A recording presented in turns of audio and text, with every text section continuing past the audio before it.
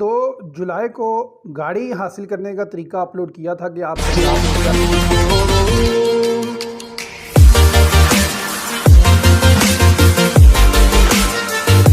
आपने किसी भी इंडस्ट्री का लोन लेना हो, मैन्युफैक्चरिंग का हो, ट्रेडिंग का हो या सर्विसेज का हो, तीनों सूरतों में आपको प्रोजेक्ट की फिजिबिलिटी रिपोर्ट या बिजनेस प्लान या फाइनेंशियल फिजिबिलिटी अपलोड करना होगी, क्योंकि ये स्टार है, ये मस्ट है। तो आप लोगों का सवाल भी है कि इसको कैसे बनाना है, तो आज की वीडियो में आपको ये बनाने का तरीका की ज़रूरत आपको बिजनेस इन्फो में जाकर पड़ेगी। यानी आप चौथे स्टेप पर जब पहुंचेंगे तो वहां पर आपको फिजिबिलिटी अटैच करना होगी। यहाँ पर आप अपनी सारी प्रोजेक्शंस एंटर कर लेंगे, कितनी अमाउंट आपको चाहिए, कितनी इनकम होगी, एक्सपेंस कितना होगा। यहाँ पर आपको download project feasibility format option नज़र आएगा, इसको हम डाउनलोड करेंगे। ये पीडीएफ फॉर्मेट आपके सामने डाउनलोड हो जाएगा। इसको मैं ओपन करूँगा, वर्ड की फ़ाइल है, सॉरी। ओपन करने के बाद मैं आपको दिखा देता हूँ। इंतहाई आसान सी ये चंद एंट्रीज हैं जो आपने करनी है। पहले मैं आपको ब्लैंक समझा दूँगा, उसके बाद मैं आपको एक फिल करके भी समझा दूंगा। तो सबसे पहले आप देखें जी, नेम ऑफ़ प्रोजेक्ट क्या है। आप अपने बिज़नेस का नाम लिखेंगे। नेम ऑफ़ एप्लीकेंट दरख्वास्त गुजार, यानी आपने अपना नाम लिखना है। लोकेशन अपने घर का पता बताएंगे। डेट बताएंगे कि आप ये किस डेट को फिजिबिलिटी बना रहे हैं, और टोटल अमाउंट आपको कितनी चाहिए।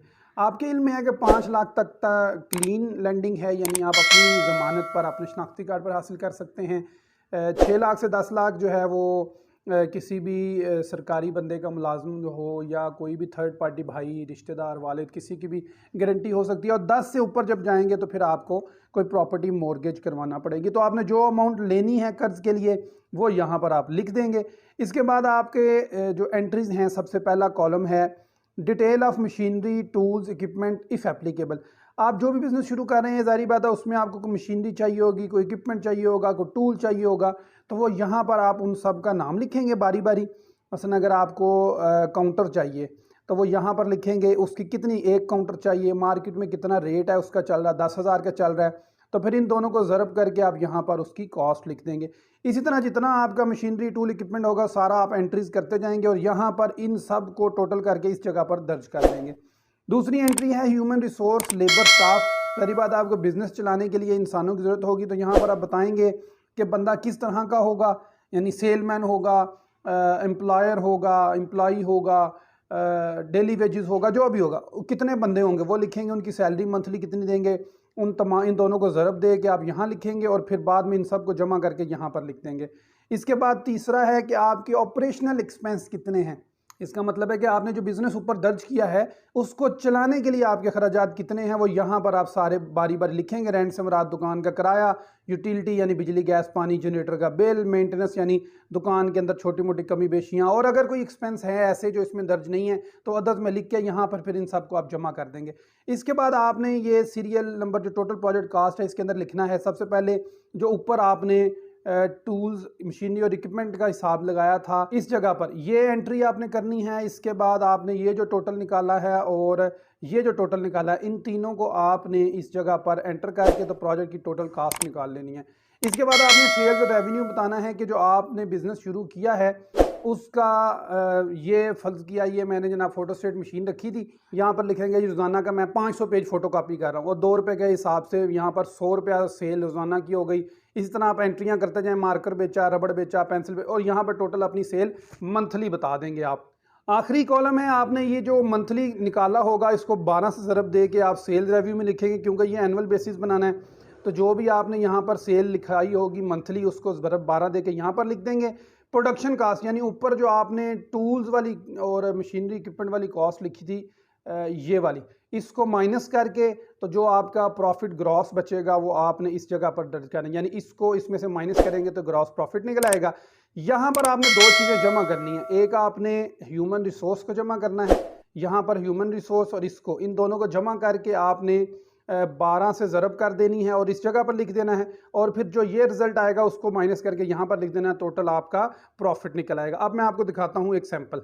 ये बर्ड फार्मिंग के मुतालिक उन्होंने पूछा कि वो जो लव बर्ड्स परिंदे होते हैं वो उन्होंने उसका बिज़नेस करना था, तो कैटेगरी में एग्रीकल्चर आ गया और सब कैटेगरी में बर्ड्स फार्मिंग आ गया।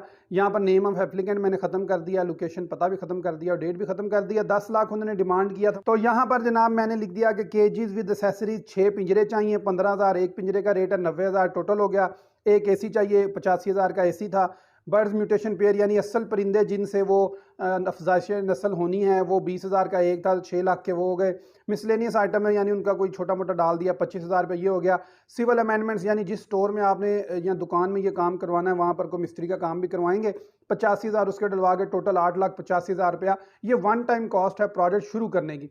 दूसरा मैंने बता दिया कि 2 बंदे चाहिए जो वक्तन फ़वक्तन आके चेक करते रहेंगे, दोनों को 10-10 हज़ार रुपया दिया। अब तो महंगाई काफ़ी हो गई है, 20,000 रुपया एक को देना पड़ेगा। तो यहाँ पर 20 की बजाय आप 40 लिख सकते हैं, 60 लिख सकते हैं, आपके अपने ही प्रॉफिट कम होगा जितना भी यहाँ पर आप लिख लें। तीसरा था कि रनिंग कॉस्ट कितनी है, यानी इस बिज़नेस को चलाने के लिए कितना चलेगा। तो स्टॉक इन्वेंट्री यानी उसको जारी रखने के लिए कोई दाना शाना ये वो 30,000 रुपया, बिजली गैस पानी 30,000 रुपया, मेंटेनेंस 15,000 रुपया और अदर डाल के 95,000 रुपया मंथली खर्चा मैंने डाल दिया। सारी बात लव बर्ड्स को चलाना है तो उसमें फिर आपको बिजली गैस पानी के बिल भी देना पड़ेगा, आपको दाना और दवाइयाँ और ये सारी चीज़ें।